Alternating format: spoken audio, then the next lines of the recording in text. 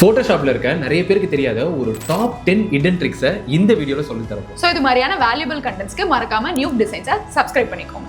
So ஒரு டிசைனரோட லெவலை decide பண்ணுறது அவனோட சீக்ரெட் ஒர்க் ஃப்ளோ தான். அப்படிப்பட்ட சீக்ரெட் ஒர்க் ஃப்ளோவை இந்த 10 ஹிடன் ட்ரிக்ஸ் மூலமாக எப்படி இம்ப்ரூவ் பண்ணுறதுன்னு இந்த வீடியோவில் பார்க்கலாம்.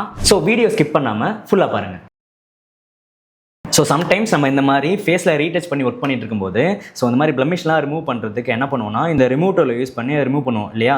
ஸோ அந்த டைமில் ஆக்சிடென்டலாக இந்த லேயரை மூவ் பண்ணிட்டோம் அப்படின்னா அகைன் ரீஅரேஞ்ச் பண்ணுறது ரொம்பவே கஷ்டம். ஸோ அந்த மாதிரி சுச்சுவேஷனில் என்ன பண்ணலாம் அப்படின்னா ஸோ சிம்பிள் இந்த லேயரை செலக்ட் பண்ணிவிட்டு அதே லேயர் பேனலில் லாக்னு சொல்லிட்டு ஒரு ஆப்ஷன் இருக்கு இல்லையா. ஸோ அதில் இந்த மூணாவது ஆப்ஷனை கிளிக் பண்ணி லாக் பண்ணிவிட்டு அப்படி நீங்கள் லாக் பண்ணிட்டு ஒர்க் பண்ணிங்கன்னா உங்களால் அந்த லேயரை மூவ் பண்ண முடியாது. பட் என்ன பண்ணலாம் அப்படின்னா கண்டினியூஸாக உங்களால் ஃபேஸில் ரீடச் பண்ணிக்க முடியும். ஸோ சிம்பிள் ட்ரிக்ஸ் தான், பட் நிறைய ஹவர்ஸாக சேவ் பண்ணும். ஸோ சம்டைம்ஸ் நீங்கள் வந்து பேட்ச் டூலை யூஸ் பண்ணி இந்த மாதிரி ரீடச் பண்ணும்போது அதோட எட்ஜஸ் வந்து இந்த மாதிரி ரொம்ப ஷார்ப்பாக தெரியும். ஸோ அதுக்கு ஒரு சொல்யூஷன் இருக்குது. ஸோ அது எப்படின்னா நீங்கள் பேட்ச் டூல் பண்ண அப்புறம் இந்த மாதிரி எடிட்டில் போயிட்டு ஃபேட் பாத் செலெக்ஷன் சொல்லிட்டு ஒரு ஆப்ஷன் இருக்கும். அதை செலக்ட் பண்ணிங்கன்னா இந்த மாதிரி ஒரு பேனல் ஒன்று ஷோ ஆகும். ஸோ அதில் உங்களோட எட்ஜஸோட இன்டென்சிட்டியை வந்து கண்ட்ரோல் பண்ணிக்க முடியும். ஸோ எப்படின்னா இதை அட்ஜஸ்ட் பண்ணி உங்களோட இன்டென்சிட்டியை கண்ட்ரோல் பண்ணுறதுனால பேக்ரவுண்டோட அது இன்னுமே கொஞ்சம் பிளெண்ட் ஆகிறது நல்லா தெரியும். ஸோ இந்த ட்ரிக் தெரிஞ்சிச்சுன்னா ஃபேஸில் நீங்கள் ரீடச் பண்ணும்போது அது அவ்வளோ ஆர்டிஃபிஷியலாக தெரியாது.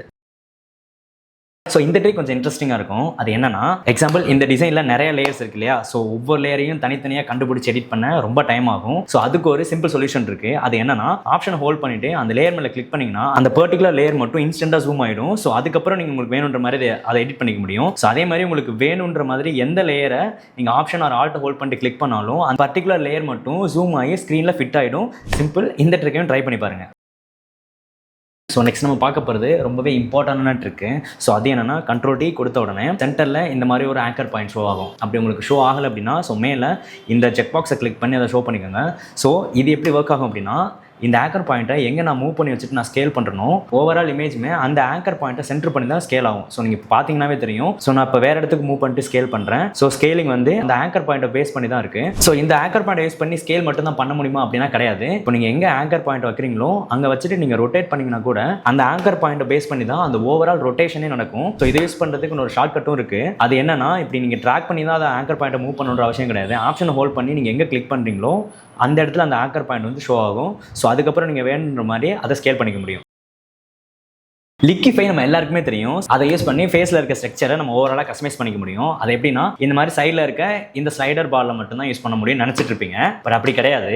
அதை நம்ம இன்னும் கொஞ்சம் அட்வான்ஸாக யூஸ் பண்ணலாம். அது எப்படின்னா இந்த சைடில் ஃபேஸ் டூல்னு சொல்லிட்டு ஒரு ஆப்ஷன் இருக்கு இல்லையா. ஸோ அதை கிளிக் பண்ணிட்டு மவுஸ் வந்து ஃபேஸில் ஹோல்ட் பண்ணிங்கன்னா ஃபேஸோட ஓவரால் ஸ்ட்ரக்சரே உங்களுக்கு வந்து ஒரு லைனில் ஷோ பண்ணும். விச் மீன்ஸ் எப்படின்னா இந்த ஐயோட ஆங்கர் பாயிண்ட்ஸ், இந்த நோஸோட ஆங்கர் பாயிண்ட்ஸ் அண்ட் தென் இந்த மவுத்தோட ஆங்கர் பாயிண்ட்ஸ் சொல்லிட்டு ஓவராலாக தனித்தனி எல்லாத்துக்குமே ஆங்கர் பாயிண்ட்ஸ் இருக்கும். ஸோ அதை நீங்கள் மவுஸை இந்த மாதிரி ட்ராக் பண்ணியே அதை நீங்கள் ஓவராலாக கஸ்டமைஸ் பண்ணிக்க முடியும் இந்த சைலர் பாலை கண்ட்ரோல் பண்ணாமலே. ஸோ அதே மாதிரி மேலே வார்ப்னு சொல்லிட்டு ஒரு ஆப்ஷன் இருக்கும். அதை யூஸ் பண்ணியுமே உங்களால் இந்த ஃபேஸை வந்து மாடிஃபை பண்ண முடியும். பட் இதில் இன்னொரு அட்வான்டேஜ் ஒன்று இருக்குது. அது என்னன்னா உங்களால் நீங்கள் ஃபேஸை மாடிஃபை பண்ண இன்டென்சிட்டியை இதில் கண்ட்ரோல் பண்ணிக்க முடியும். ஸோ அது எப்படின்னா இந்த சைடில் ஸ்க்ரோல் பண்ணிங்கன்னா ரீகன்ஸ்ட்ரக்ட்னு ஒரு ஆப்ஷன் இருக்கும்.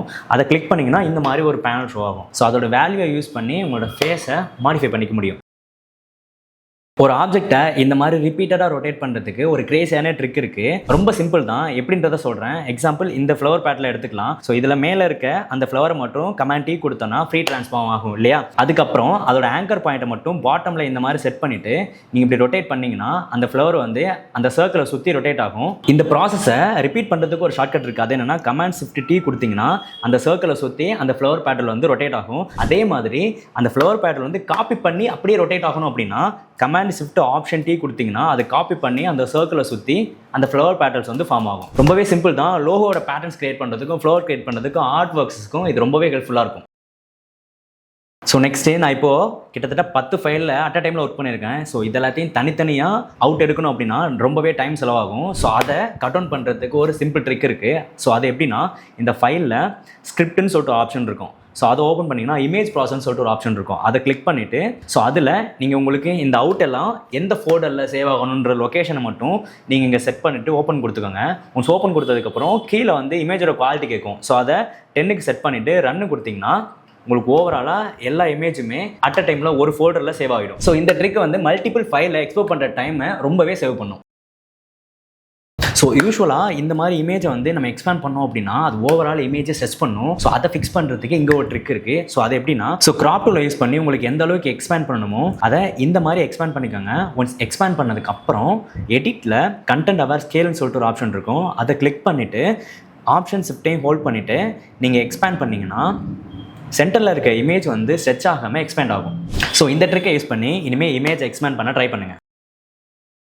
ஸோ ஃபோட்டோஷாப்பில் மோஸ்ட்லி எல்லாத்துக்குமே ஷார்ட்கட் இருக்கும், பட் சில விஷயத்துக்கு ஷார்ட்கட் இருக்காது. ஸோ அப்படி இல்லாத ஷார்ட்கட்டை நம்ம ஓனாகவே கஸ்டமைஸ் பண்ணிக்க முடியும் கீபோர்டு யூஸ் பண்ணி. ஸோ அது எப்படின்னா, ஃபார் எக்ஸாம்பிள் எனக்கு வந்து கன்வெர்ட் டு ஸ்மார்ட் ஆப்ஜெக்ட்டுக்கு ஷார்ட்கட் தேவைப்படுது, ஓகேவா? ஸோ அதை எப்படி பண்ணலாம் அப்படின்னா, எடிட்டில் கீபோர்ட் ஷார்ட்கட்னு ஒரு ஆப்ஷன் இருக்கும். அதை கிளிக் பண்ணிவிட்டு மேலே இங்கே சர்ச் பார் இருக்கு இல்லையா, இங்கே போயிட்டு ஸ்மார்ட் ஆப்ஜெக்ட்னு டைப் பண்ணிக்கலாம். ஒன் ஸ்மார்ட் ஆப்ஜெக்ட் டைப் பண்ணோம் அப்படின்னா கீழே கன்வெர்ட் டு ஸ்மார்ட் ஆப்ஜெக்ட்னு ஒரு ஆப்ஷன் இருக்கும். ஸோ அதில் சைடில் இங்கே ஒரு பாக்ஸ் இருக்குது இல்லையா, ஸோ அதில் வந்து உங்களுக்கு என்ன ஷார்ட்கட் வேணுன்றதை இங்கே என்ட்ரி பண்ணணும். இப்போ எக்ஸாம்பிள் எனக்கு கமாண்ட் ஆப்ஷன் டாட் அதை கொடுத்து எனக்கு இந்த ஆப்ஷன் தான் இனிமேல் கன்வெர்ட் டு ஸ்மார்ட் ஆப்ஜெக்ட் ஷார்ட்கட்டை வேணும்னு என்ட்ரு பண்ணுறேன். ஒன்ஸ் என்ட்ரு பண்ணிவிட்டு அக்செப்ட் பண்ணிக்கலாம். ஒன்ஸ் அக்செப்ட் பண்ணிவிட்டு ஓகே கொடுத்துக்கலாம். ஒன்ஸ் ஓகே கொடுத்ததுக்கப்புறம் ஸோ நெக்ஸ்ட்டு அங்கே என்ட்ரு பண்ண ஷார்ட்கட்டை இங்கே ட்ரை பண்ணி பார்க்கலாம். விச் மீன்ஸ் கமாண்ட் ஆப்ஷன் டாட்டை கிளிக் பண்ணுற மாதிரி நான் செட் பண்ணியிருந்தேன். ஒன்ஸ் அப்படி கிளிக் பண்ணால் அது இன்ஸ்டண்ட்டாக ஸ்மார்ட் ஆப்ஜெக்டாக கன்வெர்ட் பண்ணிக்குது. ஸோ இதே மாதிரி உங்களுக்கு வேணுன்ற மாதிரி என்ன ஷார்ட்கட்டை வேணாலும் நீங்கள் கஸ்டமைஸ் பண்ணி யூஸ் பண்ணிக்கலாம்.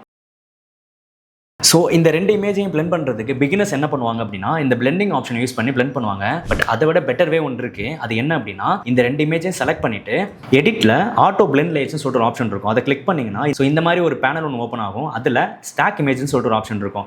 அதை கிளிக் பண்ணிங்கன்னா உங்கள் ரெண்டு இமேஜுமே இன்ஸ்டண்ட்டாக பிளெண்ட் ஆகிடும். ஸோ இனிமேல் இந்த மாதிரி பிளெண்ட் பண்ணுறதுக்கு பதிலாக நான் சொன்ன டிப்பை யூஸ் பண்ணி பிளெண்ட் பண்ணிங்கன்னா உங்கள் இமேஜ் வந்து இன்னுமே ரியலிஸ்டிக்காக இருக்கும். ஸோ அவ்வளோதான். இந்த 10 ட்ரிக்ஸை ஒர்க் பண்ணி பார்த்துட்டு கமெண்ட்டில் சொல்லுங்கள். அண்ட் இந்த 10 ட்ரிக்ஸில் உங்களுக்கு எத்தனை ட்ரிக்ஸ் ஆல்ரெடி தெரிஞ்சிருக்குன்றதே கமெண்ட்ல சொல்லுங்க. ஸோ நெக்ஸ்ட் செஷன்ல இன்னும் கிரேசியான டிசைனிங் கண்டோட சந்திப்போம். பாய்.